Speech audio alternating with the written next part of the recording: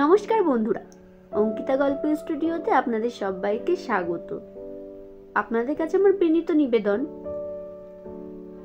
আমার এই গল্প রেকর্ডিং করার সময় আশেপাশে অনেক সাউন্ড আসছে, প্লিজ সেগুলোকে একটু অগ্রাহ্য করে গল্পে মন দেওয়ার অনুরোধ রইল। আশা করি গল্পগুলো আপনাদের খুব ভালো লাগবে। আর আজ অঙ্কিতা গল্প স্টুডিওর আজকের নিবেদন শুভঙ্কর সাহের উপন্যাস হোম ডেলিভারি দ্বিতীয় পর্ব। তো চলুন গল্পটা শোনা যাক। বোধিসত্ত্বের হাতে তুরান তার খোপার গার্ডারটি দেখে কিঞ্চিত অবাক হলো। সে প্রশ্ন করল, আপনি এটা কোথায় পেলেন? হয়তো আগের দিন কোনো কারণে তোমার খোপা থেকে খুলে পড়েছে। তা রেখে দিয়েছেন যে? ফিরিয়ে দেবো বলে। বেশ, দিন তাহলে। বোধিসত্ত্ব হাতটা বাড়িয়ে তুরানকে তার গার্ডারটা ফিরিয়ে দিয়ে বলল, আমি কিন্তু সত্যি সত্যি আজ আমাদের দুজনের জন্যই খাবারটা অর্ডার করেছি। আমি তো বলিনি। তাছাড়া আপনি অনেক বড় মানুষ, আমি খুব সাধারণ একজন মেয়ে। ফুড ডেলিভারির কাজ করি মাত্র, আর আপনার সাথে বসে খাওয়ার আমার যোগ্যতায় কুলোবে না। সরি। রাগ করে আছেন আপনার সাথে দুর্ব্যবহার করেছি বলে? রাগ অভিমান এইসব আমাদের জন্য না। তাছাড়া আমি তো সত্যি কাজে গাফিলতি করেছিলাম। আপনার জায়গায় অন্য কেউ হলে হয়তো। যাই হোক, আমার দেরি হচ্ছে, অনেকটা রাস্তা বাড়ি ফিরতে হবে বলে তুরান তার সেল ফোনটা পকেট থেকে বের করে, আজকে অন্তত অনেস্টার দেবেন না প্লিজ? আমার ফ্যামিলিটা তাহলে পথে বসবে চাকরিটা গেলে। বোধিসত্ত্ব তখন তুরানের সেলফোনের ওই অ্যাপসে 5 স্টার দিল এবং লিখে দিল, ভেরি ইমপ্রেসিভ।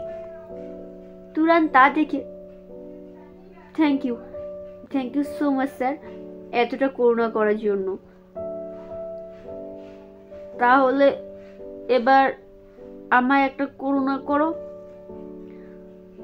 খাবারটা আমার সাথে খেয়ে যাও। আমার মনে একটা খারাপ লাগা কাজ করছে, প্লিজ। কেন এমন ভাবে বলছেন স্যার? বললাম তো। আচ্ছা বেশ, ফ্ল্যাটে বসতে অসুবিধা হলে চলো বাইরে ওই যে পার্কিং লটের পাশে ফাঁকা জায়গাটায় বসতে আপত্তি হবে না তো নিশ্চয়ই? তুরান ভারী সমস্যায় পড়ল। একে তো বোধিসত্ত্বকে তার ঠিক ভালো মানুষ মনে হয় না, আবার সে এমন যাচাইটাই করছে। তারপর এও ভাবলো যে যদি না খায় তাহলে যদি। আচ্ছা বেশ চলুন, কিন্তু জাস্ট একটুখানি খাবো। বোধিসত্ত্ব রুমের ভেতর থেকে একটা জলের বোতল, দুটো প্লেট নিয়ে রুম লক করে সিঁড়ি দিয়ে নেমে গেল। তারপর সেই পার্কিং লনের পাশে ফাঁকা জায়গাটায় দুজনে বসলো। তুরানের কেমন যেন একটা অস্বস্তি কাজ করছিল নিজের ভেতরে। যতটা তাড়াতাড়ি চায় ওখান থেকে বেরিয়ে যেতেই, কিন্তু বোধিসত্ত্ব নিজে দুটো প্লেটে দুটো বিরিয়ানি সাজালো এবং একটা তুরানের দিকে এগিয়ে দিল। আমি এতটা খেতে পারবো না, আমার দেরি হচ্ছে। দেরি হচ্ছে বলে খাবে না? আস্তে আস্তে এক এক করে সব গাড়ি পার্কিং এর জায়গায় গাড়ি পার্কিং করে তাদের দিকে তাকিয়ে তাকিয়ে যে যার রুমের দিকে যাচ্ছে। তাদের চোখের ভাষায় তুরান বুঝলো যে বোধিসত্ত্বকে তারা কেউ ভালো চোখে দেখে না। আরে কি দেখছেন, শুরু করুন। আরে ওরা অমনই দেখবে, আসলে আমি ছেলেটা তার ভালো না। বোধিসত্ত্বের এই সরলতাটুকু তুরানকে বেশ ছুঁয়ে গেল। দুজনে খেতে শুরু করছে এমন সময় কোথা থেকে একজন বৃদ্ধা, গায়ে জরাজীর্ণ একটা শাড়ি, বৌদিকে দেখতে পেয়ে এগিয়ে এসে, বৌদি বাবা, মা, তুমি এখানে খেয়েছো? বৃদ্ধা শুকনো মুখের নীরবতা দেখে বোধিসত্ত্ব বুঝলো কিচ্ছু খায়নি। এখানে এখানে এসো, এখানে এসে বসো আমার কাছে। বৃদ্ধটি বোধিসত্ত্বের কাছে এসে দাঁড়াতে বোধিসত্ত্ব নিজের হাতে করে একটু বিরিয়ানি বৃদ্ধার মুখের দিকে বাড়িয়ে দিল। হে, আমি খাবো কি করে রে বাবা, তুই খা বলি বোধিসত্ত্বের মাথায় একবার হাত বুলিয়ে দিল বৃদ্ধা। তোমার কি টাকা ফুরিয়ে গেছে? আসনি কেন তাহলে? এসেছিলাম কাল, ওই যে তোদের দারোয়ান ঢুকতে দেয়নি। কে? ও বলি বোধিসত্ত্ব দারোয়ানের দিকে ফিরে, এই ছোটু, এদিকে আয়। ছোট্টু এগিয়ে আসতে, তুই তুই আমার মাকে আমার কাছে আসতে দিসনি কেন? ছোট্টু অবাক হয়ে গেল এই ভেবে, এই ভিখারিনী বোধিসত্ত্বের মা ভেবে। ভবিষ্যতে কখনো যেন এমনটা না হয়। হ্যাঁ, আর শোন না, এখানে এখন কাঁচা পিঠের মধ্যে কোথাও ভাত বা রুটি পাবি? সামনে বাদিকে একটা আছে দোকান, কিন্তু আমি তো গেট ছেড়ে এখন যেতে পারবো না, বাবুরা সব আসছে। ডাক পড়লো ছোট্টুর। সে দৌড়ালো, আসছি স্যার বলে।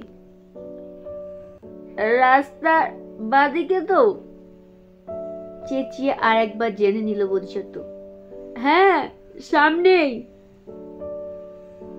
বোধিসত্ত্ব উঠে গেল আর যাওয়ার আগে তুরানকে বলে গেল, একটু ওয়েট করো, জাস্ট একটু, আমি মায়ের জন্য খাবারটা নিয়ে আসছি। তুরান দেরি হচ্ছে দেখেও উঠতে পারল না। বোধিসত্ত্ব চলে যেতে তুরান সেই বৃদ্ধাকে প্রশ্ন না করে থাকতে পারল না। আপনি ওনার মা তাহলে? ও আমার নিজের ছেলের থেকেও বেশি কিছু রে মা, আমি তো রাস্তায় এক ভিখারিনী, ও আমায় মা বলে ডাকে, ও আছে বলে আমি এখনো। সঞ্জাগে আমার কথা ছাড়, তুই কি রে মা, এত লক্ষ্মীমন্তর মেয়ে, ওকে ভালোবাসিস নাকি? তুরান বৃদ্ধের এই প্রশ্ন শুনে একটু অপ্রস্তুতে পড়ল, কি জবাব দেবে এটার? না মা, আমি ওনাকে খাবার দিতে আসি, রান্না করে বাড়ি থেকে। না মা, আসলে আমি তোমায় কিভাবে বোঝাবো? আর বোঝাতে লাগবে না রে, আমি খুব বুঝেছি, ছেলেটার কেউ নেই, বড় ভালো মনের, ওকে খেয়াল রাখিস, ও তোকে খুব সুখে রাখবে। নমস্কার, শেষ হলো দ্বিতীয় পর্ব। খুব শীঘ্রই হাজির হব তৃতীয় পর্ব। আর প্লিজ আপনাদের কাছে আমার আরও একবার রিকোয়েস্ট, এই যে আশেপাশের যে সাউন্ডগুলো হচ্ছে সেগুলো একটু অগ্রাহ্য করে গল্পে মনোযোগ দেবেন। আশা করি গল্পগুলো ভালো লাগবে। আর কেমন হয়েছে অবশ্যই কমেন্টে জানাবেন। আর গল্প শোনা হয়ে গেলে একটি লাইক করবেন। আর যেসব বন্ধুরা আমার গল্প শোনায় এখন আমার পরিবারের সদস্য হয়নি, তারা আমার চ্যানেলটি সাবস্ক্রাইব করে পাশের বেল আইকনটা প্রেস করে আমার পরিবারের সদস্য হওয়ার অনুরোধ রইল। আর শেয়ার করো কাছের আত্মীয় স্বজন বন্ধু বান্ধবদের কাছে।